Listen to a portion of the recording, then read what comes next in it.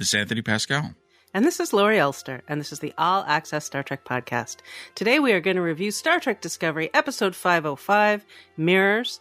We're going to start with some news, although we don't have a lot of it, but we have a little, including an update on the production status of Star Trek Strange New Worlds. Season 3 it's not done, but they just started on episode 9, and the prep work for the finale is already started. So they're going to be done in a month on the season. That feels fast, but of course, I'm not the one there doing all the work, so that's probably why it feels fast to me. It's essentially, the roughly 2 weeks per episode. They took a few weeks off for Christmas. It adds up when you kind of look at the schedule. Yep. So one of the directors, Jordan Canning, she directed episode 8, which wrapped up earlier this week. She posted a fun just a picture of herself with Ethan and Rebecca. No spoilers, really. She just made a joke about how she was wearing a red shirt. The 9th episode shooting now is being directed by a co-producer on the show and an editor who's getting a chance to direct his episode, named Andrew Coots, who... Is he related to Emily Coots? I mean, it's not a super rare name, but... Yeah, and she's also, done some of her own filmmaking. Yeah, I wouldn't be... It's possible. It's possible. I like that they let people... that people... Star Trek has often been a place where people get a chance to direct for the first time, and editors are uniquely qualified, I think, to direct. So that's great. And we saw Mike do that a lot with the latest season of Lower Decks. A lot of storyboard guys have kind of moved into directing, and so people are moving up the chain. Yeah, and in fact, later we're gonna have some audio from Carlos Cisco. He's a guy who started at the bottom and has moved his way up and is now writing scripts, which is another Star Trek tradition, and a great one. The most famous one, of course, being Brandon Braga himself, who's written more episodes than anyone. Yep. Started as a PA, as did Terry Matalis. So. Yep. Anyway, but they did bring in a ringer for the season finale, Maha Varvilo. She directed this series premiere, which is doing the pilot is super important. You pick your best people for that. And she did the season 2 finale, and she's doing the season 3 finale. And she posted a picture of the sign on her door. So she's already started. Yeah, and we rounded up a whole bunch of fun social media posts from everybody, including something cute that Anson posted saying that season 3 will require cosplayers to bring their A game, and just other cute stuff. So it's worth having a look if you're a fan of the show.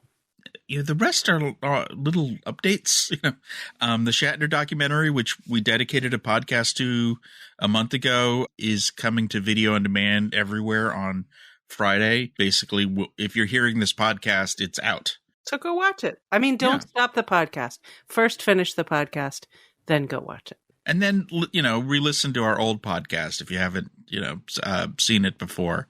Even if you have. Wouldn't it be fun to just hear it again? Sure. I have seen some people, as we talked about on the pod, this is not a normal documentary, which is no surprise.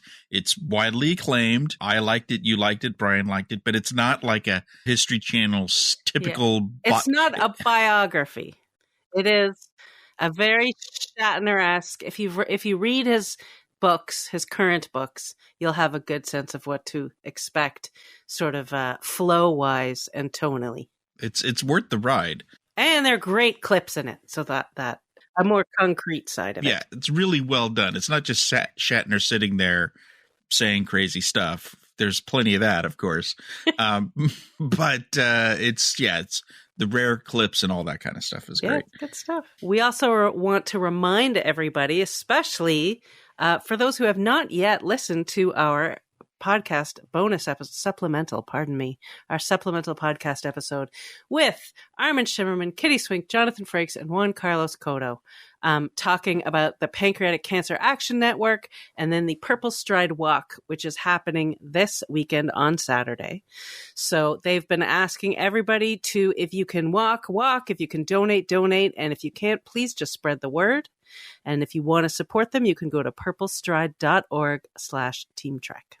If you haven't listened to it, it's a fun podcast discussion, really positive, talking about the work that PanCAN does. And then we have a freewheeling discussion about Star Trek and writers and all sorts of stuff. And lots of very loud laughter and general overlapping chaos. Yeah. I thought it was fun. Let's switch to Discovery. Well, we'll start with a book that's, we've got a preview for a new book that's coming out in September. And it's called, what is the full title? It's called Star Trek, The Art of Glenn Hetrick's Alchemy Studios. Glenn Hetrick is the Emmy-winning prosthetic makeup artist for Star Trek Discovery on all 5 seasons. And it's a book about his work and his studio, Alchemy Studios, all the work that they've done for Discovery over 5 seasons. It's written by the same guy who did pretty much the same book for Star Trek Beyond, all about, the makeup art for that, which I think didn't that get nominated for an Oscar? It was really good. Yeah, I think so. The makeup on Beyond was extraordinary. The aliens that they put in were amazing. Yeah. And so, this is, Glenn's done work on Saurians, Kelpians, Vulcans, Romulans, right? Like so many races that we've seen, alien races. Really talented, brilliant guy. I'm looking forward to seeing what he has to say about the Klingons too. I know. I know, because I've spoken about it. I mean, I remember he was pretty frank about the, what happened with the whole thing in season 2. So hopefully the book is honest about that. But it's mostly pictures and behind the scenes stuff. So it looks pretty cool. And that comes out in September. So before we start talking about this week's episode, there's a theory article up on the site, written by Ian Robertson. It delves into the time travel episode where they briefly dip into the future, and it takes a look at that scene and says, what does this mean for Calypso? And there's various theories on... Just reminding people of what Calypso is. It was one of the short treks, and it was written by, it was Sean Cochran and Michael Chabon who wrote it together, I believe. I thought a very artistic, beautiful little short trek, a really interesting little short film. But it was Zora in the far future, Discovery crew long dead, Discovery abandoned. I mean, it was Zora before Zora was Zora, right? Because it introduced Zora for the first time. Yeah, Zora didn't. We then saw Zora emerge in season 3, so they showed us half the salute, the connection of Zora, but we don't know how the Discovery ended up abandoned in that far future.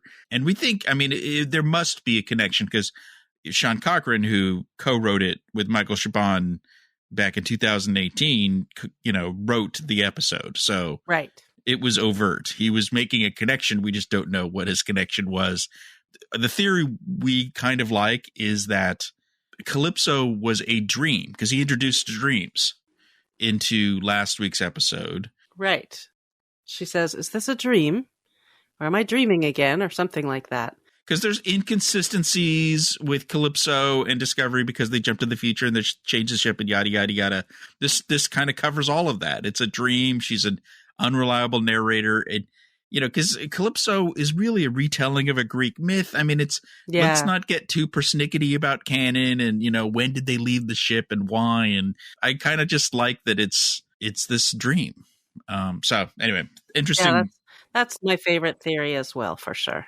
So we've already recorded our review of this week's episode, Mirrors, episode 5, which we're going to play in a moment. But before we do, there's a couple things that come up in our review that I think we're going to sort of answer now because I had a chance to talk to one of the co-writers of this episode, Carlos Cisco. And, one of the big things that we're going to get into is, this episode takes the mask or the helmet off the Breen, and we get to see their 2 faces. And Laurie and I, when we get into it later, we were kind of trying to sort out what was going on there. And he very nicely and thoroughly explained it to you. So here we go. Their natural form is that sort of ooey gooey jelly brain form. And they had in that time evolved a way to protect themselves, which was hardening their outer shell into, basically skin. And that unfortunately for them, took an immense amount of concentration. So it made them and energy. So it made them like slower, more sluggish, less intelligent, basically. And over time, they compensated for that, creating the refrigeration suits that we, have come to see them in. And then sort of culturally, it became an anathema for them to display that face, that solid face, especially to outsiders, because it was essentially a sign of weakness. It was, this thing that they had to do to compensate for the fact that they were like very soft and would die easily.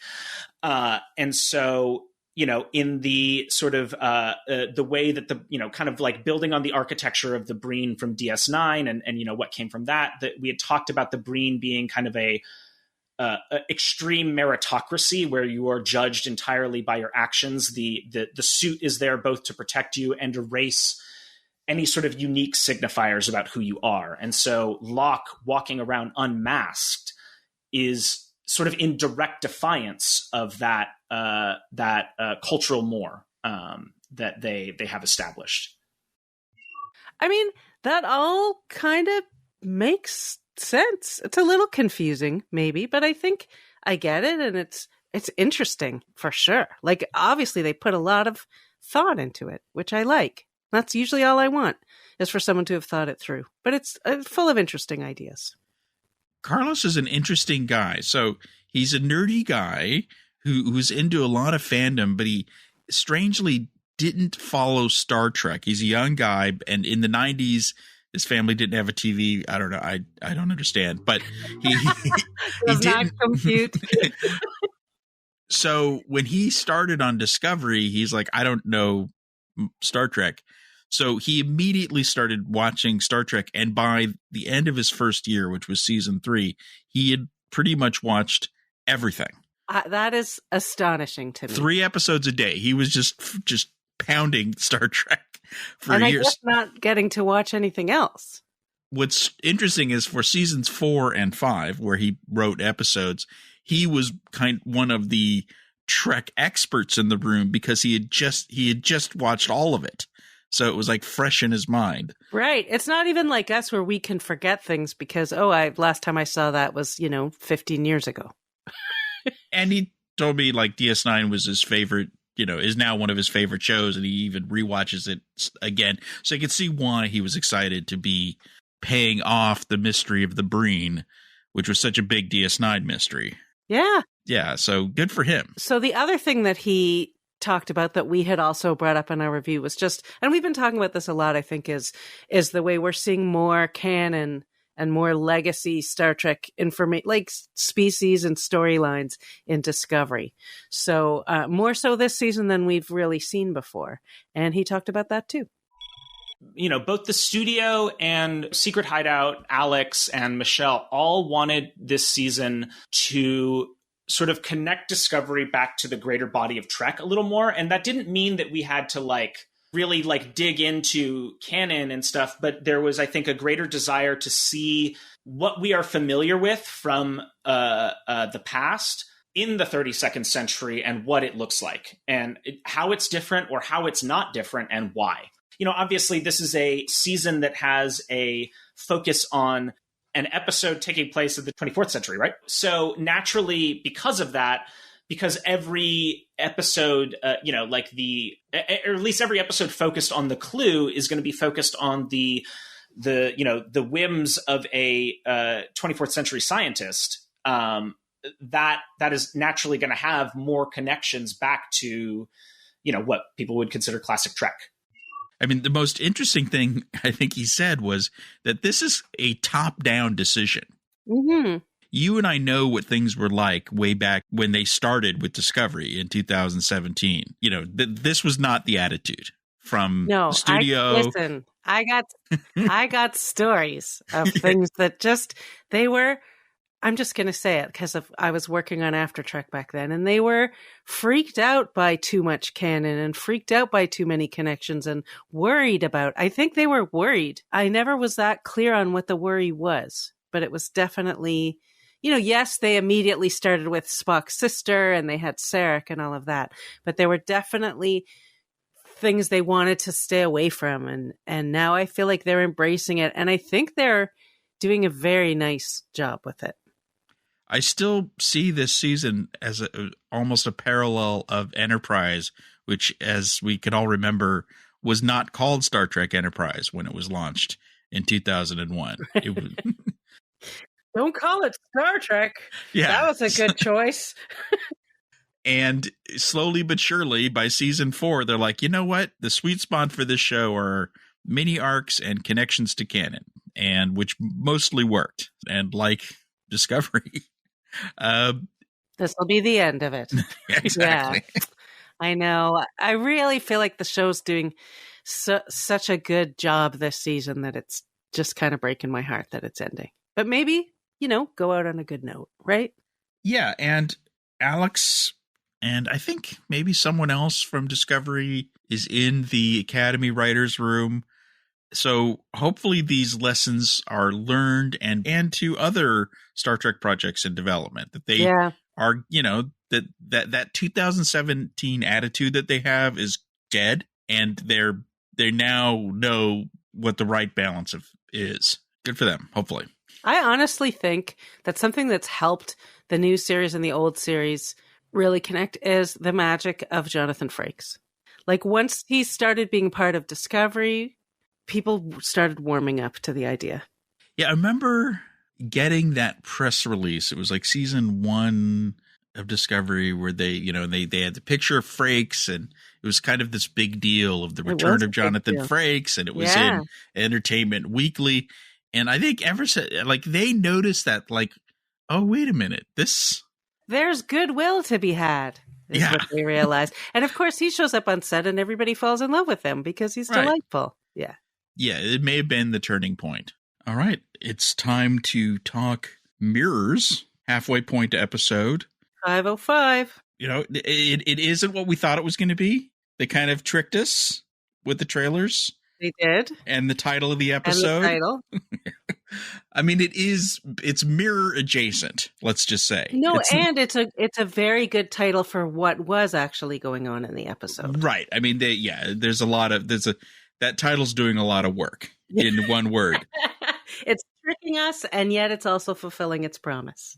It's very character based. This is a book episode, I would say, if you were going to single out a single character, or a Michael and Book episode, or a L'ak episode.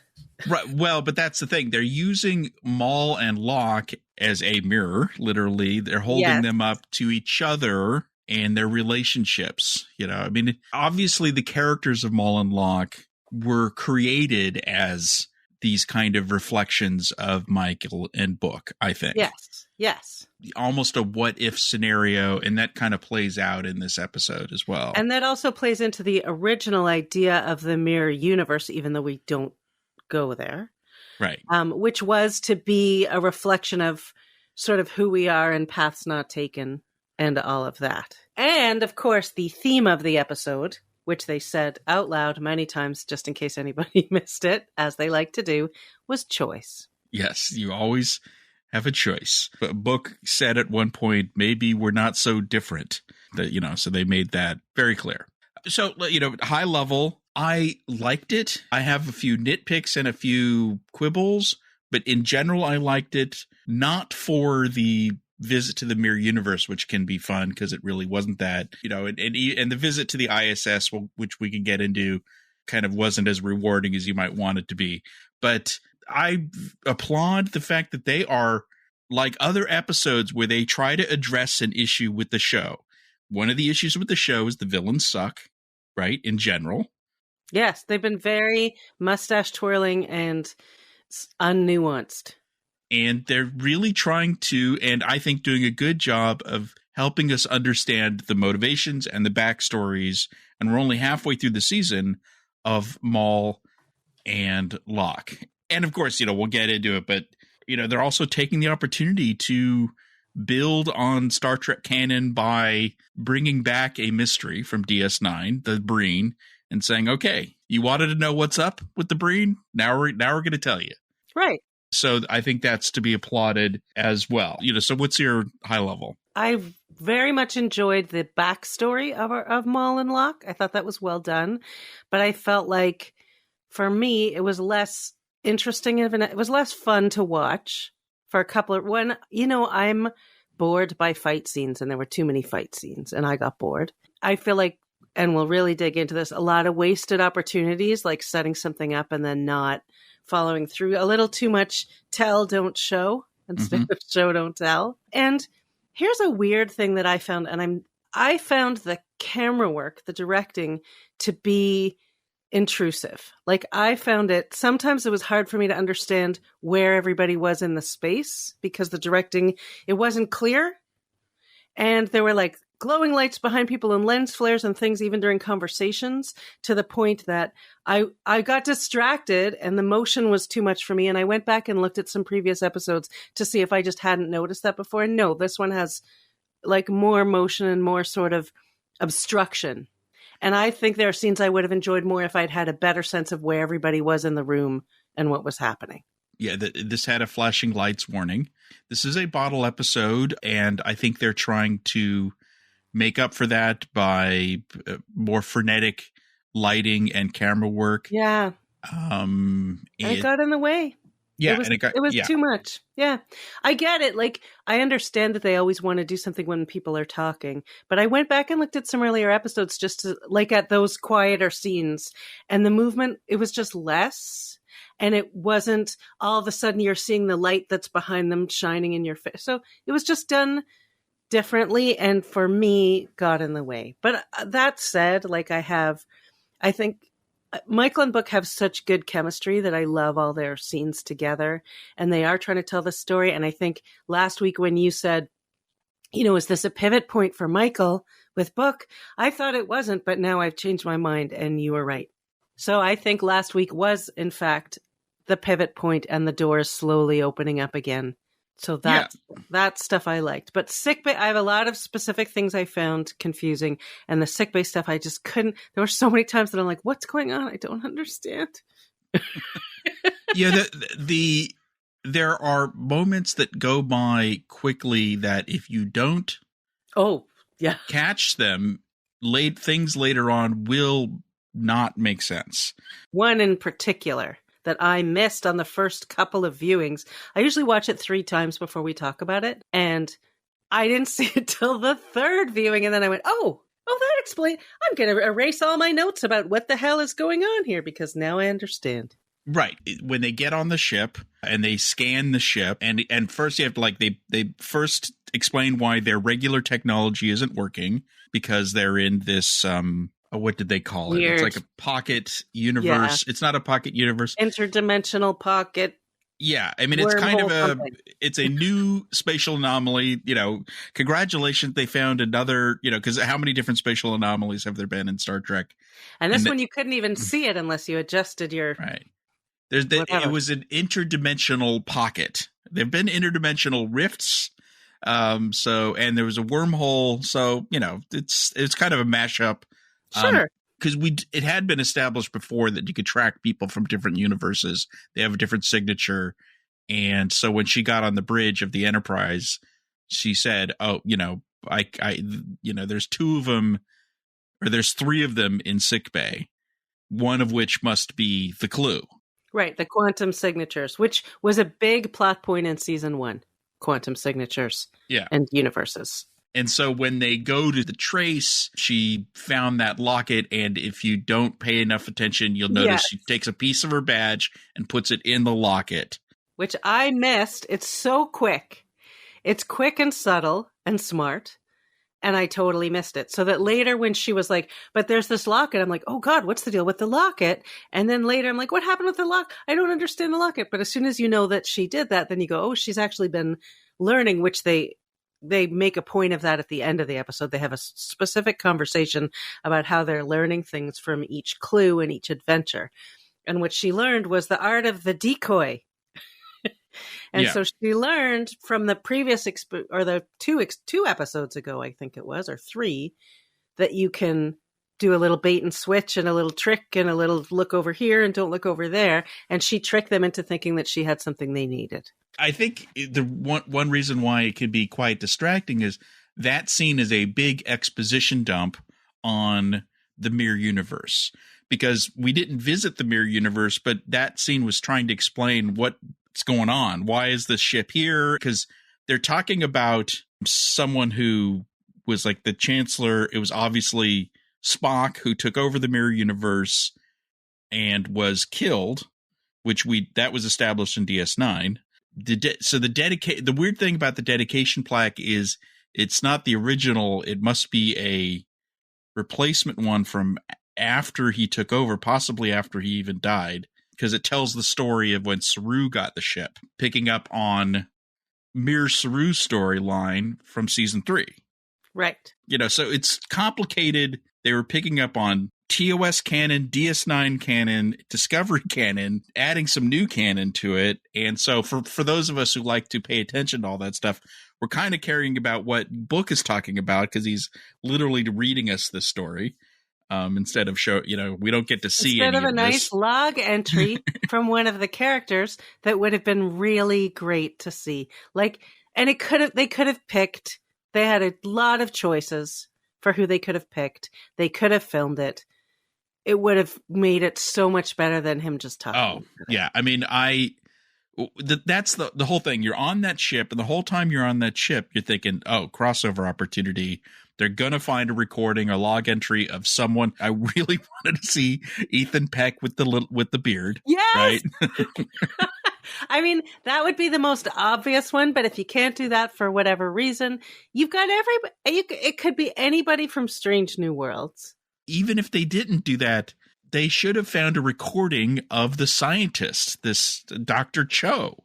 Right. It could have been someone it could have been someone we've never seen. It could have been someone we have seen leaving a log somewhere for, it could have been Saru. It could have been anybody. And it was sadly nobody. Yeah. So this Dr. Cho, because again, this is Michael telling us at the end, right. She was from the mirror universe, and was one of the 5 scientists. Remember, I was saying in the Janal episode, we're going to learn. I thought we'd be meeting, because we've met 2 of them, right? The Romulan and Janal, and so I thought we'd be meeting more. And this Dr. Cho left this clue here, the invisible Dr. Cho. Yeah, so became an admiral, joined Janal, and then went dark, which means because they erased her from the history. And again, that would have been a lot easier if there was, just like they had with the Dr. Velek, have a recording of Dr. Cho, right? Explaining why she left the thing in the pocket dimension. And I would also just to tie in that to the whole leaving a log idea, that. It would make sense for her to have left some log, maybe as she's leaving the Enterprise or whatever.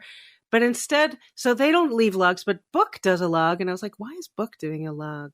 It just seemed so random. His log seemed very random, because who's it for and what's the point? And then she's, besides for us to see his inner life. That being said, we could commend them. Instead of Moll and L'ak telling us their backstory, we actually got to see it. Yeah. So they did do quite a lot. In fact, they didn't do any tell. Anytime someone asked them a question why do you care so much, they just showed us. And that was great. I loved all the Breen stuff. Their stuff was great. And I felt like not only do we understand their relationship and their motivation in a way that we didn't before, I think you see the potential that at some point, when they come around, because they're not horrible people and they might at some point come around, the Breen are going to be after them. We're going to have some kind of additional conflict coming from the Breen, who are also mad at them. Yeah. So that was a good setup, and their story was great, I thought. And there's a ton of Breen lore. Yeah. You were joking the Memory Alpha team is going to be very busy after this episode. Well, first of all, I'm kicking myself for not figuring this out, because we talked before about Locke taking off his helmet in the first episode, and how it was all weird, and how they kept on dropping hints about the Breen. How did we not put those pieces together? He was Breen, obviously. All the clues were there, basically, and we suck for not figuring it out. But also, by the way, if you're not following him on Twitter, you should be, because This is for our listeners, because he posts great pictures. He's a huge Star Trek fan for years. He's the real deal, and he's very funny, and he's great to check in on. The big thing about the Breen, because the Breen were always mysterious. There was a weird thing Wayoon said about how, actually their planet's quite pleasant, apparently. Like right. they wear these suits for some other reason. But the thing about them is they have two faces. One is their evolved face, and one is their, I guess, unevolved face. Right. The kind of greenish, glowy. The glowy one with the purple eyes is the evolved face, and the kind of skin one with his green eyes is his unevolved face. And I think they're trying to do something here. Kind of, it's a little like The Outcast. Basically, L'ak is not being a good Breen because he's wearing both faces, and it's right. clearly frowned upon in their culture to walk around with that other face and to fall in love with someone who isn't Breen. Oh yeah, That's they're obviously uncool. But I think they are trying to make an inclusivity message here about how he's embracing this part of himself that's society doesn't respect. His society doesn't respect. Yeah, because he has no choices. Right. And so he had to leave to get choice. Yeah, he feels trapped in that society and their, morals. Yes, and their shiny boots. Now, there's like a tiny little nitpick I have, which is when he gets stabbed, it looks like he's bleeding some fluid, but there's some line in DS9 where they don't have blood, so... But I'm sure that could be explained, like maybe that's his suit, some like coolant from his suit or something, so it's not really blood. That's fine. Yeah, I know. I was like, because I looked them up, I was like, what do we know about the Breen? And I saw that. I was like, I didn't even know. Yeah, they nailed a lot of, the outfits and the sounds was very similar. Yeah. Obviously, if they had the same exact look from DS9, it would make sense because this is 8 centuries later, but it was all evolved well. The kind of shock staffs they have were similar to these weapons they had back in the day. So no, I thought it was fascinating, and I could only assume we're going to learn more about the Breen because they are now clearly the bad guys for the season. Did we know about the blood bounty before and what it's called and all that? No, that's all. So, right? All that's new stuff. So so there's what she called the faction wars. So what's now Breen Imperium, it used to be called the Confederation, I think, or Confederacy. There's obviously some kind of either a civil war or a cold civil war. His uncle, he's part of one of the royal family that's trying to get control. Right. One of the factions. And we talked a bit about this last week about how Moll and L'ak may be differently motivated, and you could tell Moll is, kind of, I'm never giving up. L'ak was like, okay, well, if we could be in the same prison, he's kind of open to the idea. Right, because also then the Breen couldn't get them, so they'd be fine, and they could be together, which is the only thing he cares about. Yeah. She, unfortunately, has a bit of a Tarka from season 4 thing going on, where there's some place she's heard of and never been, and has her whole thing. It's her whole idea, like, because he was like, what do you need all the Latinum for? And she wants to go there. And again, it's a repeat of a not great starting point. Right. And it's some kind of magical place, the Delta Quadrant, or the Gamma Quadrant. Gamma Quadrant, yeah. That her mom used to talk about because her dad went out for smokes and never came back or whatever, Her deadbeat dad, Cleveland Booker. Yeah, she almost has a childlike view of the universe, I would say. But it's like Tarka wanted to go to this place. It's like paradise. I've never been there. And then all these things he was a little more nutty in terms of trying to figure out how to get there.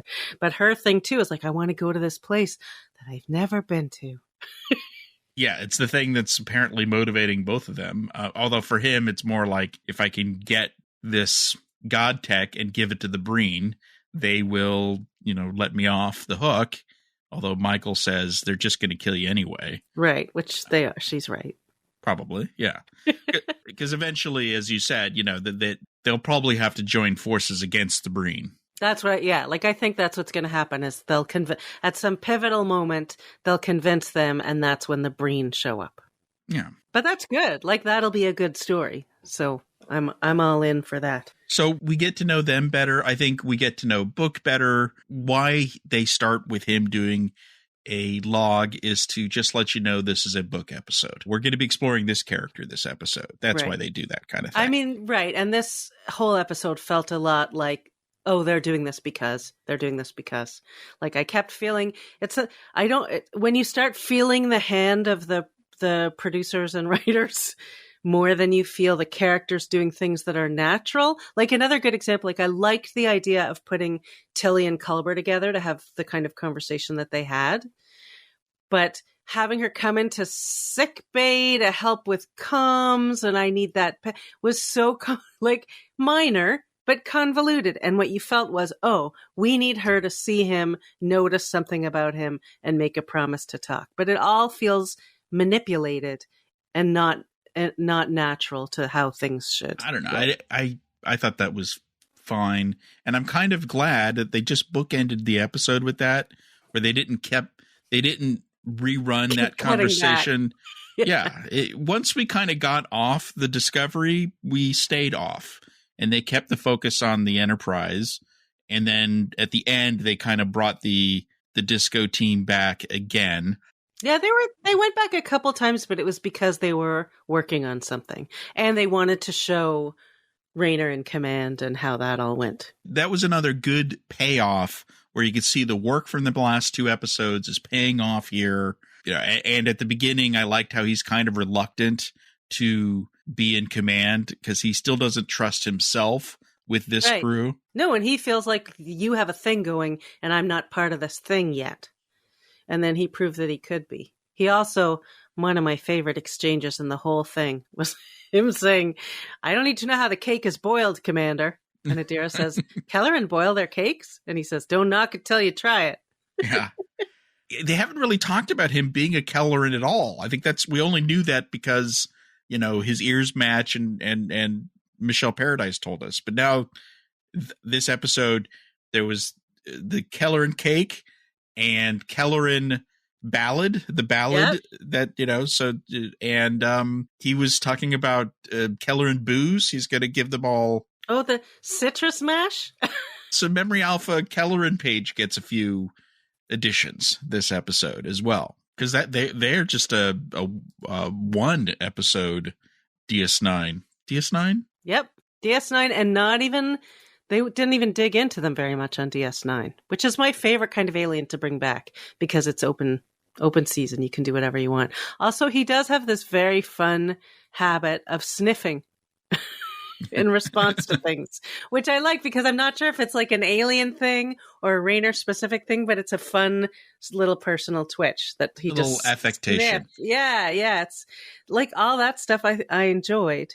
I like how he goes in and the Stamets and I think it was Adira and or Tilly start techno babbling and he just has zero time for that. And he's like, tell me in one sentence, and they try. And he realizes that he's like, okay, more words. You know? Right. He goes, not that simple. I get it. Go on. And then he's like, okay, more words. He's got them so on edge that they really think that they can't use more than one sentence. Like, right. Even though he and Stamets are the same rank, but he's the first officer and he used to be captain. Different. Yeah. And he's more used to, you know, being in charge of a bunch of people in general. Yeah. But no, so it was a good episode for him.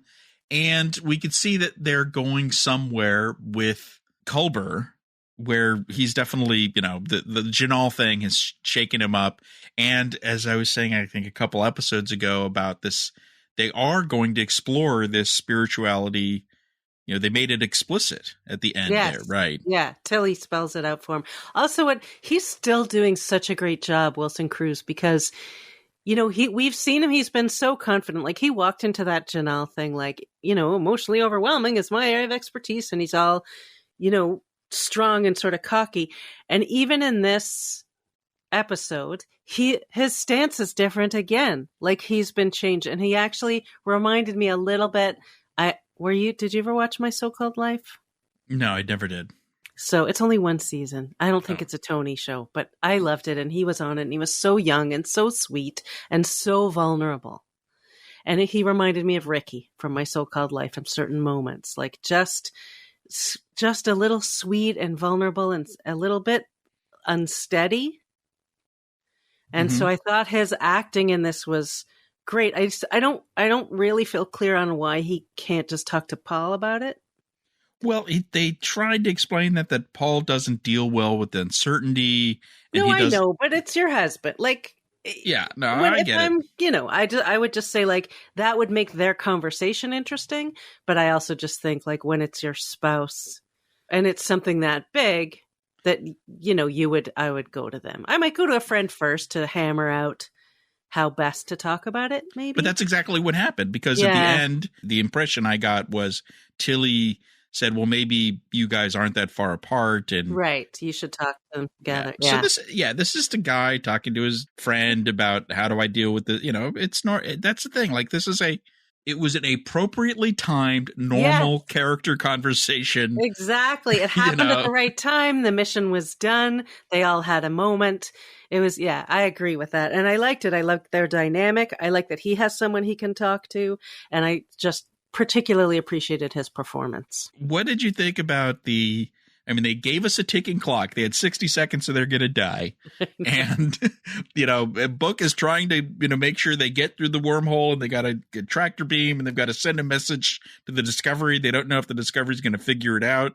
All of that was kind of cute if, she used the tractor beam to send a little pulse. I mean, that was pretty risky that he'd figure out it was tied to Kelleran, but whatever. The point was they're all going to die. And now she decides to have a mini conversation. Michael. But she does it because they could die. That's right. Why that's what I'm saying, that this wasn't a inappropriately timed sidebar. It was, we're going to die. So I do need to say something. Yeah. Yeah. I thought I have no issues with that at all. And their whole relationship as it's shifting and changing, I really enjoy watching. There's something about the two of them that just really draws me in. And you can see her slowly making her way. Like even within the episode, I felt like he kept trying to, because they're on an adventure together, just the two of them. And he keeps trying to sort of draw her into their intimacy that they used to have. And it doesn't work at first. Like she's resisting it. Although he gives her some saying and she's like, catchy, which is funny. But that was funny. And then they moved towards each other and they had to come apart to do it, right? Like they had to split up and do their thing. And then speaking of the whole having to split up, now I'm jumping over. So we're in sickbay. It's a mirror universe ship. So it would have been very fun to have seen some scary things in sickbay that you would only see on the ISS Enterprise versus the torture USS. devices, I that didn't kind of see stuff. any agony booths. I didn't see anything like that. And then I just thought that's what they should have done in sickbay, was had it be some kind of weird mirror thing that trapped them or did whatever, because they glued a couple Terran Empire things to the wall. They painted the door goofy and they called it a day. Some of the stuff on the the LCD panels was also more mirrory, but they could have gone a lot further. There was nothing mirror about that ship besides the trappings. Like you'd think the sickbay on an ISS Enterprise would be very small because they don't care. Right. If you're sick, that's it. They don't care. So just more missed opportunity of, it basically felt like, let's use this set because we have it from Strange New Worlds and everybody will be excited to see it and it already exists. And that, again, is what I'm saying about feeling the hand of the production reason versus the story reason. That being said, that really didn't bother me so much. Besides the fact that we didn't get to see anyone like Mirror Spock, which would have been awesome. The one thing really was just a moment where you had that nice conversation with Michael and Book at the end. Oh, I know where you're going. And he says, hit it, referencing Captain Pike's. First of all, the fact that it was way too meta. How would he know this? How would Book know that? I mean, sure, Michael and him had plenty of time to talk about it. And she's like, oh, I used to work with this guy and he used to say hit it and this was his ship. But, it's from another different universe. It was way too inside baseball, makes no sense. So, I'm sorry, but I feel very Mean Girls whenever I say this because I want to say stop trying to make catchphrases a thing. They're not a thing. But still, that is, I know what you're saying about feeling the hands of that was the one, maybe not the one time, but the biggest time in the episode where I'm like, that's when I could see you guys, like, stop doing that. And it takes you out of the episode. And I felt the same way on Picard when they did it. Exactly the same way. Yeah. Like, what are you doing? Stop it. I think you had more of those issues than I did, because I was really getting into all the lore dumps and that kind of stuff. And I really did, I thought David Ajala did a really good performance in this episode, as did Elias and Eve Harlow. Yeah, all the performances were terrific.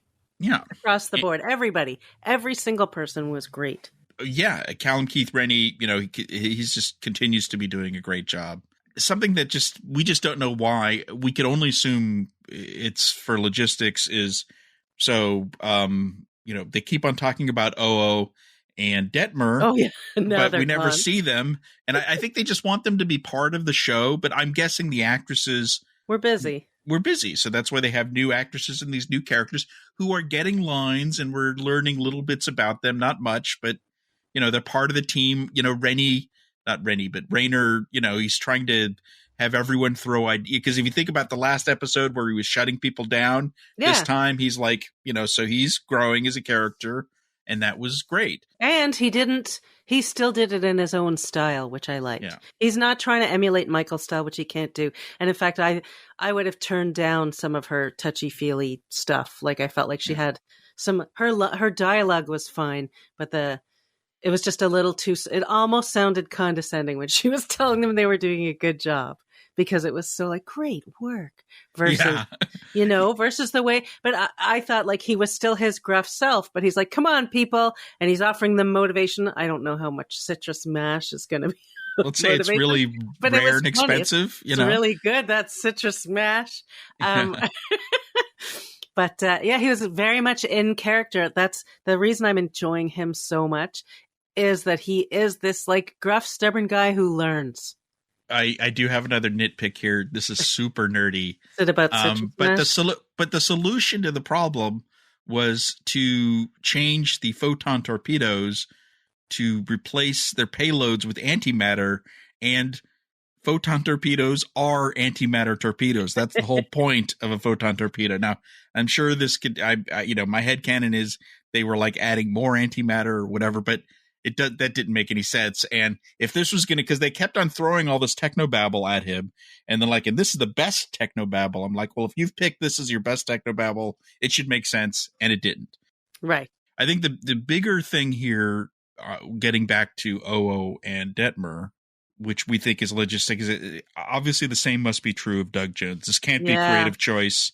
He wasn't in the episode. That's 2 in a row. He's not in the credits. 3 episodes ago, I was like, oh my God, I'm worried that we're going to get boring scenes of him at, working picking out napkins. Yeah. Now I'm like, what color napkins did they pick out? I mean, I want to know now, because I'm missing Doug so much. I'm sure there's a good reason. That's why I wish Mirror Saru had left some sort of log. Would have been nice. Again, they would have done that if he was available. I mean, that's the thing. They want Saru and OO and Detmer to all be part of the story, even though the actors aren't around. Sometimes it works, sometimes it doesn't. We're missing Doug more than anyone. We know he's going to be back later in the season. We know he's part of the finale and part of the coda. So this just has to be a thing where he was probably shooting something else or whatever. Yeah. And it's not like you can just pop in and do a quick Saru scene, because they need hours before and hours afterwards. Yeah, it's not an afternoon. Get him suited up. So you can't just say, oh, I have about 3 hours free, I'll come by and do something, because that's not going to work. But the other two, I mean, it was so funny because, we're going to give the Enterprise to Detmer and Awashikon. And so they give it to them. And Rainer's like, they deserve it. And I'm thinking, I don't think you've met them. Yeah. That's true. Has he? No. Were they in the Give Me 20 Words? No, they weren't in that episode. No, I don't think they were, because they were talked about. So that's later. The thing. Yeah, they keep on talking about them in episodes so that we think they were in them, but they weren't. Which is smart. They were in last week's episode. It's a good way to do it, is to say, oh yeah, they're off doing something. It's good. Yeah, they were in last week's, but he hasn't spent any real time with them. Anyway, maybe they all had a drink at Red's. where we learned a very important thing. Linus can play piano. Yes, I was thinking that maybe we need a Linus ability watch because we know he can lay 3 clutches of eggs or whatever, right? And we know he can play the piano. You know, now that I think about it, have we ever got a good look at his hands? Like, how many fingers does Linus have? I don't know, but he's a lovely piano player. That was funny. That was fun. Yeah, there's plenty of things in this where you go, God, that's weird. But in general, I still liked the episode, especially because it's, it is now we'll never want to use the word filler again because it's now become this thing. But I feel like this is a good character episode, a decent bottle episode. I do agree with you that they overdid it on some stuff to kind of, and yet didn't do it enough. Like they didn't redress the Enterprise enough, perhaps. Right. To make it worth it. Like it didn't really have to be the Enterprise. Well, it's what they had, right? They had to which is build my some point. new sets. It's what they had. They go on location, or they do another virtual story-wise, set. it didn't have to be. Right. Production-wise, I understand. Because they were using you think logistically, all the Breen scenes were done on the volume, so they created a kind of virtual set for the Breen. It was like a ship or a space station or something. Yeah. They work with what they have, I guess. Sure. But I mean, that's because I could feel that was why. So that kind of sucked. And the action scenes I found very hard to follow or get excited about. And I also, sometimes they fall back into old habits. And one of the old habits that I don't love is I feel like they make the point and then they add some more dialogue to really make sure. Like, what was it when Michael says to Raynor, like, I believe in you or something? And I was like, she's showing him she believes in him. She doesn't need to tell him. And it's just small things. And it's just sort of the Discovery way that I felt like they've been doing a very nice job of toning that stuff down. And then this episode, that's, I would say across the board, felt weaker to me because of the accumulation of those things. Even though the character stuff was great. Yeah. And the backstory stuff was very intriguing and well done. Now, I mean, this isn't a nitpick as much as something worries me about how they're treating the map on the ship.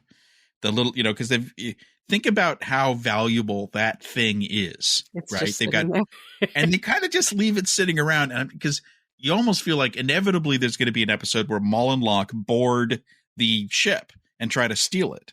I mean, that's, which is because, the bad guys are always boarding our ships. Like, yes. So don't they have like a place where they could lock that thing up or something? Because Michael just like leaves it around like, and it used to be sitting around in the lab. It feels like this is the most valuable thing in the universe right now, technically. And they should put a couple armed guards on it. They just like at the end, they leave it in the room, then just leave. It's just sitting there. They don't know where Moll and L'ak are. They disappeared in a warp pod. I feel like that's going to come and bite them on the ass later on. Yeah, well, they're certainly being very lazy about it. I have a question for you. Go ahead. You always have answers, which I appreciate. In sickbay, was it sickbay? There were all the things for kids, like a stuffed animal and... That wasn't in sickbay. So... Oh, that was somewhere else. But why? What was the point of that? Well, see, that's the thing. Like in that scene, they were telling you, not showing you. The transporter room is where there was a trace of the clue. For whatever reason, the transporter room was where the refugees, because they called them refugees, right? So eventually Saru got the ship and used it to escape to the Prime universe, and it was full of people who wanted to leave the Mirror universe. Oh, randos, not just the crew. He referred to refugees. So okay. I guess once they were done gathering the refugees, the ship was, and particularly the transporter room was just full of, of kids and families who, and stuffed animals. Right. And eventually they left when they ended up in the pocket dimension and escaped into the Prime dimension, Prime universe. Right. I think I just missed the word refugees, and I just thought that it was the crew. All right. Well, thank you. See, I knew you'd have the answer. and we saw this in Discovery, in fact, that there were just some regular folk in the Terran Empire. They weren't evil. They don't all have goatees. Some people were just trying to get by. And when things got even worse, they left, thanks to season 3 Georgiou, right? Because Georgiou via Carl went back and made some changes, kind of. And she saved Saru, right? So, right. Yes, she saved Saru. And that led to this, essentially. Yep. So Georgiou's part of the season too. Everyone gets to help out in their own little way. Nice. That's so loving. She didn't get name dropped. No, but you know who did get name dropped? The Gormagander. Right. I thought that was nice. I like a little Gormagander reference. And a Cardassian Vole got name dropped. So there's a little... And someone has one. Someone's got a Tribble, someone's got a Vole. These things nobody wants. Tribble's got name dropped. Moll name dropped. She was joking about bringing a Tribble onto the Breen ship. Right.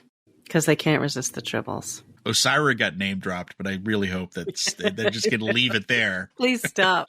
Please don't scare us with that. I think that's it. To me, it was definitely the weakest one of the season for me. For the reasons I already said. Yeah, because I kept getting snapped out of it because those distractions were, for me, big.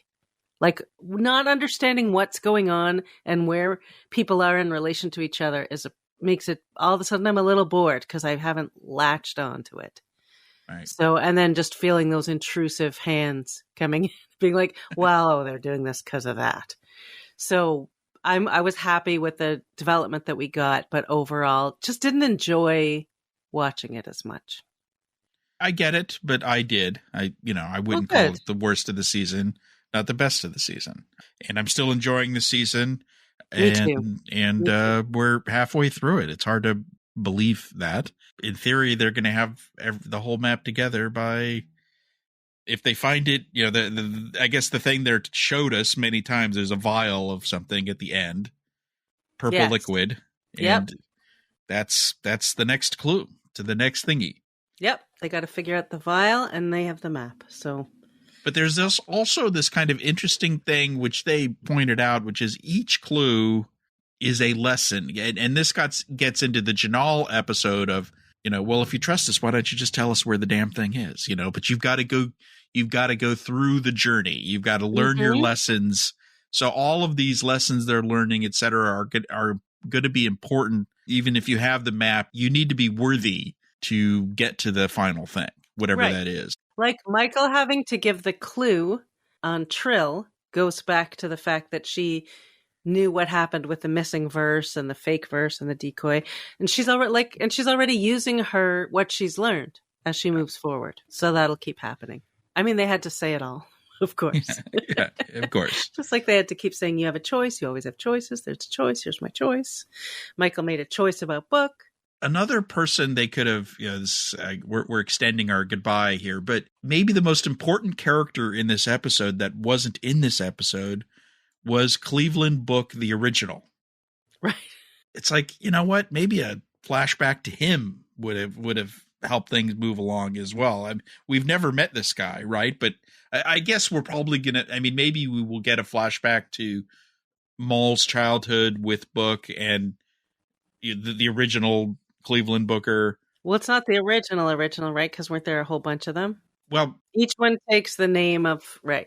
Right, yeah, it's like the Dread Pirate Roberts, but the there's a deep cut for you, but less swashbuckling. Oh, maybe not less swashbuckling. But nonetheless, he's a very important character. Moll's father was a very important character that I kind of feel like we need to meet this guy at some point. Yeah, and find out why he didn't come back. Yeah, he's typical deadbeat dad, right?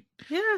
But they tried to explain that. He's like, because his lifestyle was going to put them in danger. But, mom ended up in a horrible mind. Then maybe have a different lifestyle. What you're doing puts your family in danger. Yeah. Then maybe you should come back and be with your family. Find another job, especially because, I guess, this is the Byrne era. There weren't a lot of choices. Back to choices.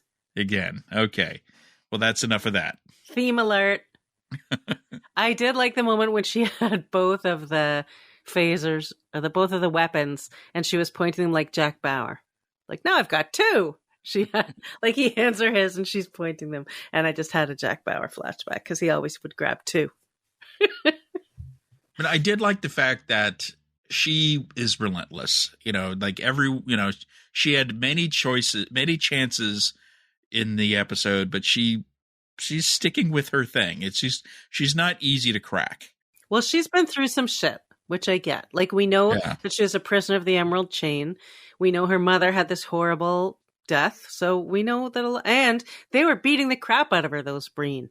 Yeah. And that moment when they give him the weapon and he's supposed to kill her, and she looks at him and says her little comment, but it's like she's basically saying, I get it. You're doing what you have to do. Like, that's, she loved him.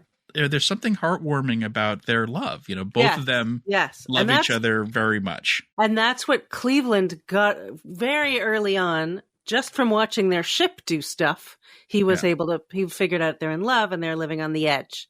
And Michael is getting that too. I think we would have benefited from a more interesting conversation with Michael and L'ak than the fighty. Like, oh, the glass broke. It's so dramatic. But I think they could have had a better, longer conversation. Yeah, that probably would have helped. But I did like that moment when they were both sitting down and she's like, yeah, it's exhausting. Like, they've obviously been standing and they kind of gave it up. So that's almost a moment I would have liked to have seen in a way, but it worked. No, it worked. I liked it. I think we're done with the episode, right? Yes. Yeah. Anything else? Nope. We're done. All right. Well, now it's time for our bits of the week. Tony, you should go first. Firstly, we haven't done a business update in a while. There was some big news last week, which we haven't put up on the site, and that is that Sony has joined the Apollo bid. So they are now in the mix to buy Paramount. So I want to recommend a podcast I like to listen to for those of you who like the talk about the weeds of business. So this isn't a Star Trek thing. This is a Hollywood thing. And it's a podcast from The Ringer called The Town. And the people who do this are from something called Puck, which is this great industry, both Hollywood and politics newsletter. This latest episode is titled Which Bidder is Best for Paramount? And it goes over the Sony bid and the Skydance bid and gets really into the weeds. And they have a finance guy and kind of a Hollywood guy debating over which one is better. Really, the fundamental question facing Paramount now, and this is going to have a big impact on Star Trek, is do they go with Skydance, who want to keep the studio together, but it's not a short-term win for shareholders, except for Sherry Redstone. But they have this plan and they want to use AI, and but it's complicated. Or do they go for the Apollo Sony legendary bid, which would essentially turn Paramount into a brand of Sony? Paramount Plus would almost certainly be merged or sold off or something like that. But it'd be a short-term win for shareholders because it would be an immediate guaranteed payout of a premium. I think that Sherry's going for the Skydance deal, but listen to the podcast, get into the weeds, and that's all I got to say about it. Which is already too much. It's a lot, but it's okay. There are a lot of people interested. People are always asking what you think of all that stuff, and I have very little to contribute, so it's good when you do it. Mine this week is also a podcast. It's The Seventh Rule, which I enjoy, but a particular episode, they got Michael Westmore on, who is always such a great speaker and storyteller, and he's a makeup legend.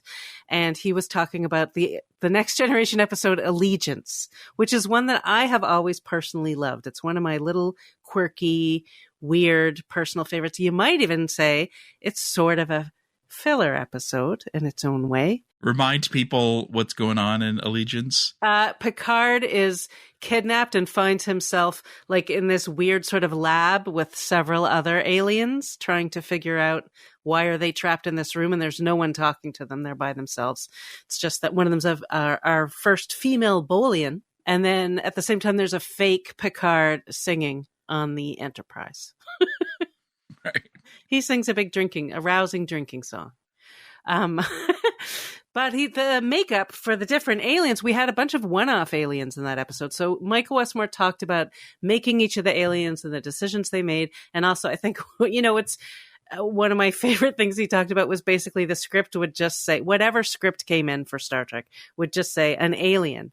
And it was up to him to just decide. It's not like they said, oh, and this one has a bony head and can only breathe through a tube. Nope, that was all just Michael Westmore having to come up with this stuff. So it's a great listen. I thought Sirach Lofton and Ryan Husk asked really good questions and had a great conversation. Although I wanted to say to both of them, go read his book, because they were surprised by him telling them about how he used to do a fake nose for Michael Jackson so Michael Jackson could go just walk around town. And stories like that are in his book, and his book is phenomenal. The guys behind the Star Trek documentaries like the DS9 doc and the upcoming Voyager doc have announced they're going to do a whole documentary just on Michael Westmore. Oh, they've already started interviews because Terry Farrell has already done stuff for them. And it's going to be beyond his Star Trek stuff because, as you said, there's much more to his life than that. Rocky, Raging Bull, like his resume is unbelievable. He's worked with everybody. He has the best stories. If anyone is worthy of a documentary, he's the guy. For sure. Before we go, I would like to tell everybody I'm going on vacation. So I will not be doing the news for the next 2 weeks. We have already recorded one of the 2 reviews that's going to happen. And if the next episode comes in before I go, then we'll do it. And otherwise, Tony will have to find somebody else. I'm sure I could wrestle someone, but there's no one that can replace you, but there may be someone who's going to replace me. Can sit in. This is the longest vacation I can remember going on as an adult, so it should be fun. Well, I'm excited for you. Thank you. And for Little Riker. Oh, yes. Little Riker's never been to France, so he's very excited. And then he'll, go to Vegas and meet Big Riker. So exciting times ahead. So have a great couple of weeks, although you'll still hear my voice. That's true. And that's it. Goodbye.